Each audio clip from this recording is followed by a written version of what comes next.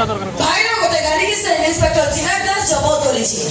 ଭାଇ ତାକୁ ଫୋନ କଲା, ସେ ସୁବିଲାନି।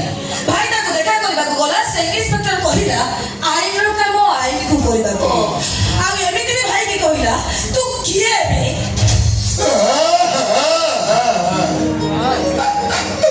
ମାମାଲୋ ମତେ ଆଙ୍ଗୁଳି ଦେଖି କହିଲା ତୁ କିଏ ବେ? ମୋତେ ଆଙ୍ଗୁଳିଟା ବାଜି ଚାଲିଲା, ମୁଁ ଟିକେ ଘୁଞ୍ଚି ଆଇଲି।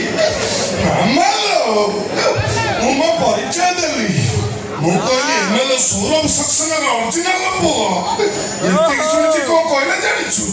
ଏ ହମିଲା ଏ ହାରାମଜାଦାକୁ ହାଜତ ଭିତରେ ପୁରେଇ ଦିଆ। ମାମା ମୁଁ ବଞ୍ଚିଗଲି। ତୁ ଅଘରୀ ବାବା ପାଖରୁ ଯୋଉ ଡେଉଁରା କାଢି ମୋ ବେକରେ ପକେଇଛୁ ସେଥିପାଇଁ ବଞ୍ଚିଗଲି। ଚର୍ଚର କି ସୁସୁ କରି ପକେଇଥାନ୍ତି।